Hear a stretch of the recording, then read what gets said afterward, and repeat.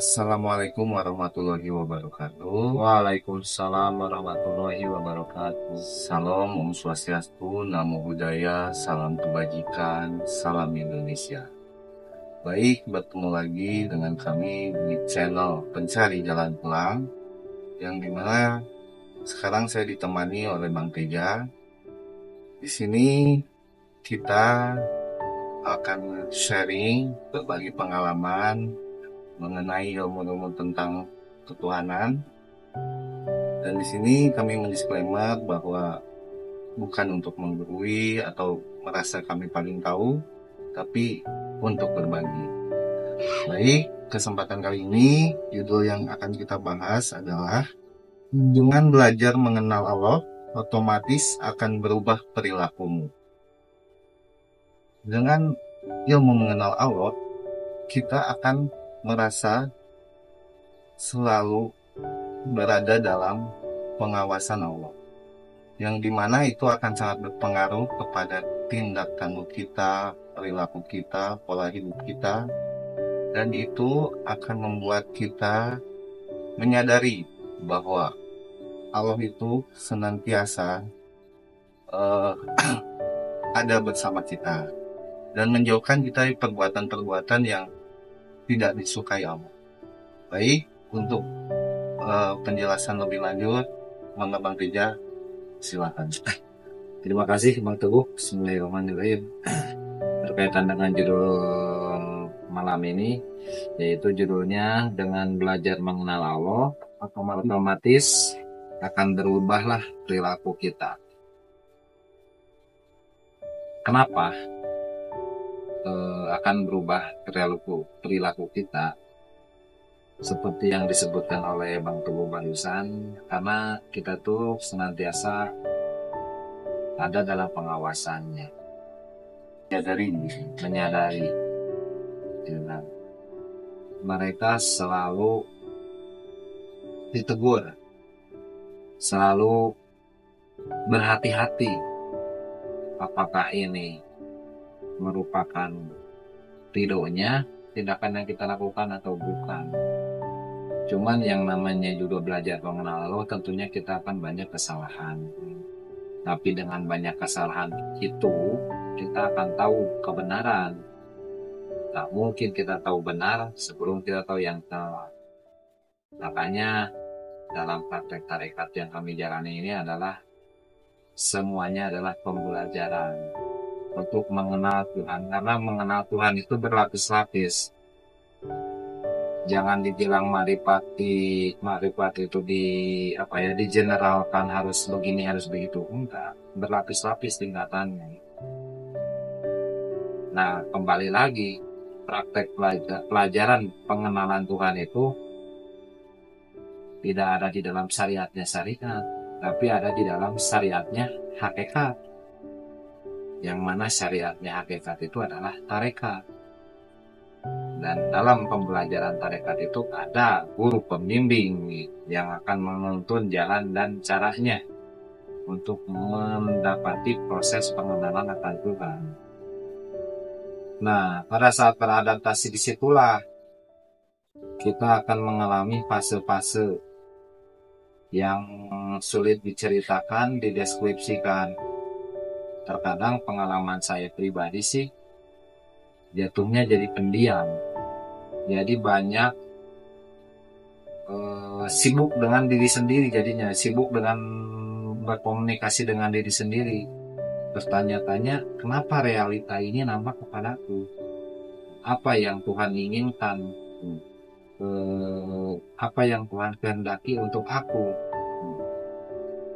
Terkadang orang yang ngomong pun bilang apapun kepada saya, pikiran saya tuh malah berpikir yang lain. Malah saya memahami perkataannya, tapi saya lebih mendalami terkait apa manfaatnya realita ini tampak kepada saya. Salah satunya seperti itu mungkin ya. Dan di samping itu terdapatlah sinyal-sinyal atau gelombang yang terasa pada kita Makanya ini saya sering sebutkan bahwa ini ilmu praktek, ilmu yang harus hakul yakin, harus dialami sendiri. Untuk mendalami proses itu tidak bisa serta-merta oleh diri kita sendiri tanpa ada pembimbing, tanpa ada guru, tanpa ada guru yang bersana. Makanya kita harus makanya kita diarahkan untuk berguru kepada yang guru-gurunya sambung kepada Rasulullah. Guru yang dimaksud itu ternyata bukan guru ahli akal teori, tapi guru ruhani yang bisa menuntun kita kemana jalan dan caranya untuk proses pengenalan Allah itu. Dari kenal, lama-lama cinta, kalau sudah cinta beserta.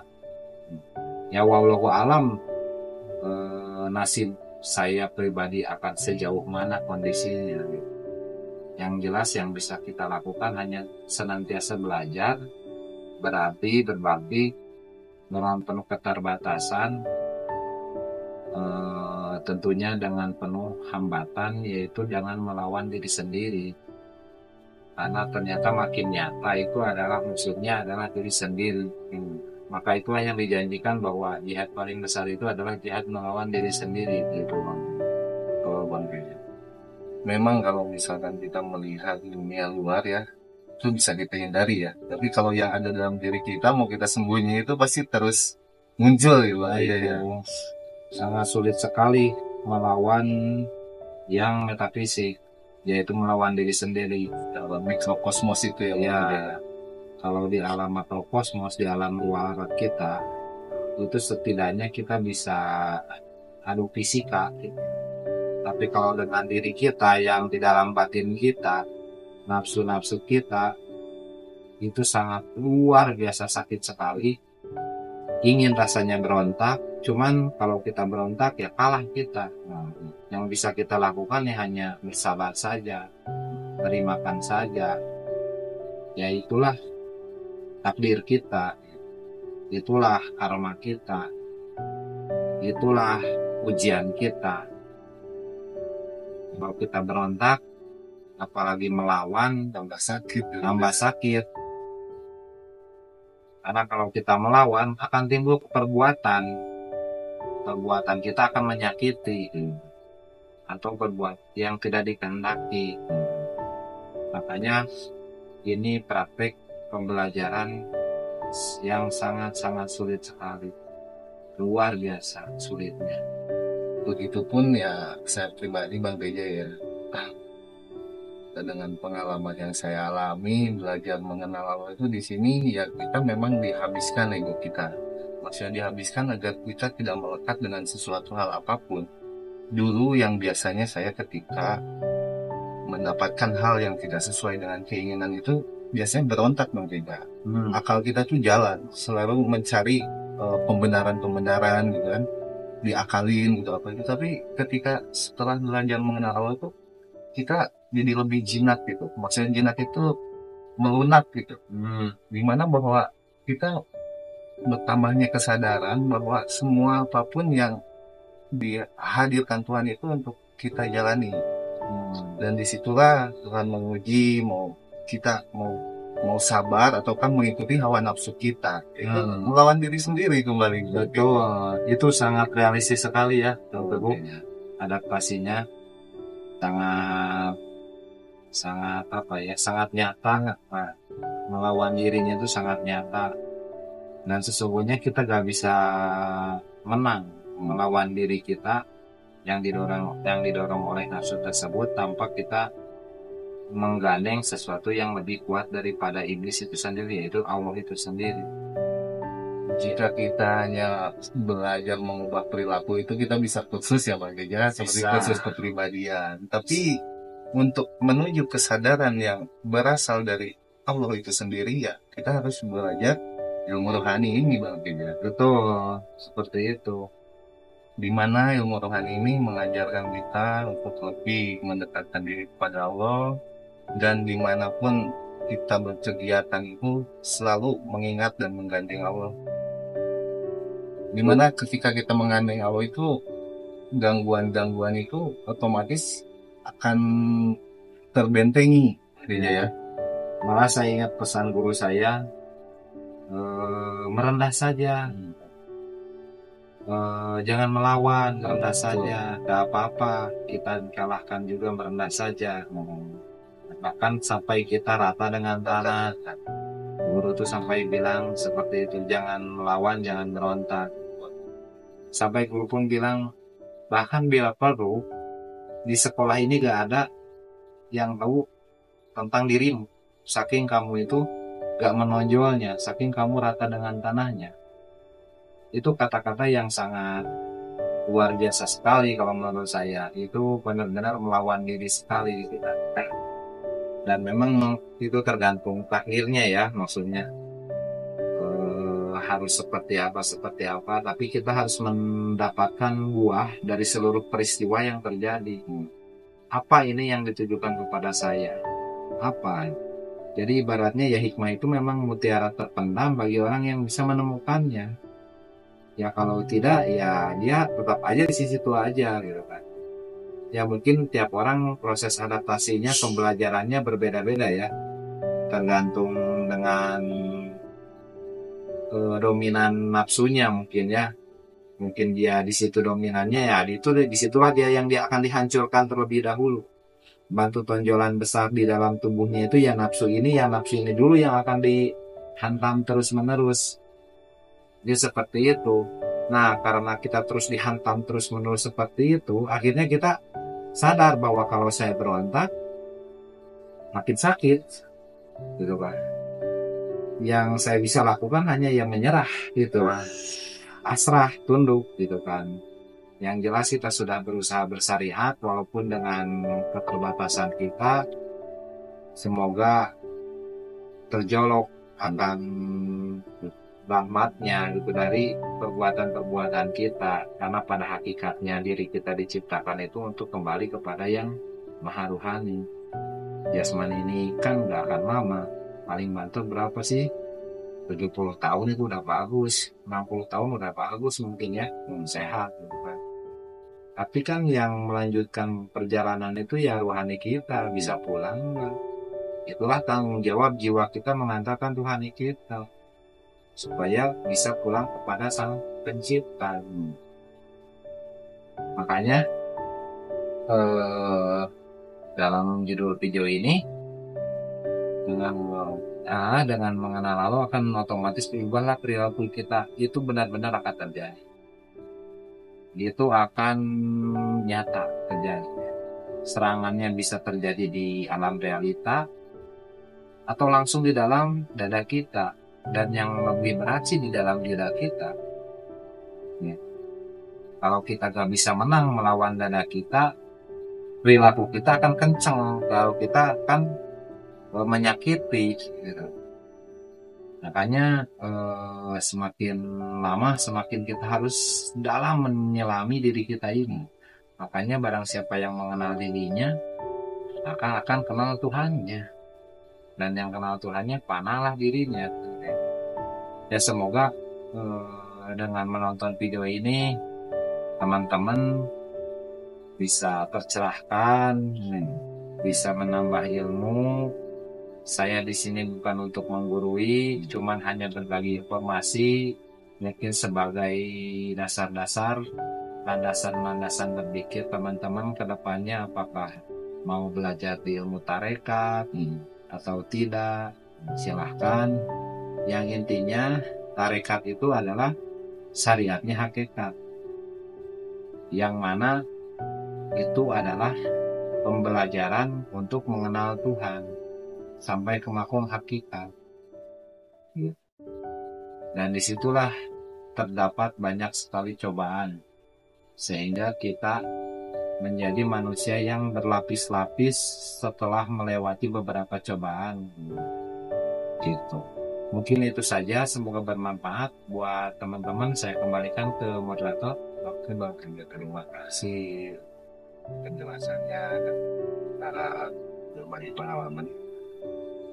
Ya, mau juga saya Bang Teja ya, ketika mendapat ujian itu, saya merasanya itu sebagai musibah.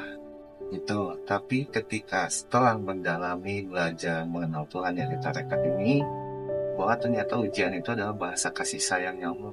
Betul, dimana memang ketika kita diuji dengan hal yang menyulitkan, itu sangat mudah itu jalan kita untuk mengingat Allah. Berbeda dengan halnya ketika kita diuji dengan kenikmatan, Bang Tija. Dimana kita itu rentan untuk lebih mendekat kepada Allah. Ya, bahkan saya percaya saya pernah ngalamin kondisi bahwa ya mohon maaf bukan sombong takabur atau gimana ya, saya itu sempat berdoa kepada Allah secara akal, dunia saya kok tenang-tenang gini. Saya pernah berdoa, ya Tuhan berikanlah neraka, berikanlah masalah ujian, kenapa ini tenang-tenang begini, justru saya jadi takut gitu kan. Tapi begitu beneran datangnya ujian, cobaan, ya Tuhan nggak seberat ini maksud saya tuh gitu. Ini kok berat banget cobaannya ya Tuhan gitu kan, ya Allah gitu, kok berat banget gitu kan. Nah seperti itulah fase-fasenya kalau menurut saya ya gitu kan. Makanya ini ilmu full praktek nih yang harus dibuktikan supaya tercapainya makom hakul yakin. Semoga kita semua mendapatkan rahmat dan ridhonya ya atas perjuangan kita yang belajar. Tentunya dengan menonton ini pun teman-teman berarti kan sudah belajar sampai ke fase-fase syukur-syukur berisi, sampai berbaiat, sampai beradaptasinya, sampai mengetahui vibrasi dan resonansinya, sampai bisa mengenali gelombangnya, sampai bisa beserta dengannya. Karena kita semua pun berharap akan rahmat dan ridhonya supaya kita bisa kembali kepada Sang Pencipta. Ya, betul Bang.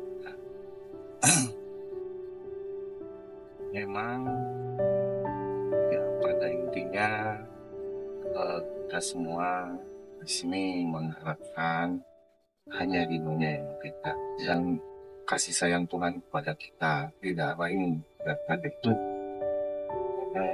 Gimana masih ada yang dikatakan? Intinya jadi motivasi kita untuk bergerak hidup di dunia itu nantinya harus dikaitkan dengan niatan karena Allah. Kalau kita lupa itu terus pada teguran gitu. Jadi realistis sekali. Ini itu aja sih, Oke, ya baik. Terima kasih Bang Tija untuk perbincangan kali ini. Kami cukupkan. Mohon maaf apabila ada kesalahan atau kata. Wabillahi taufiq wal hidayah, ilahi anta maksudi wa ridho kamatubi. Wassalamualaikum warahmatullahi wabarakatuh. Waalaikumsalam warahmatullahi wabarakatuh.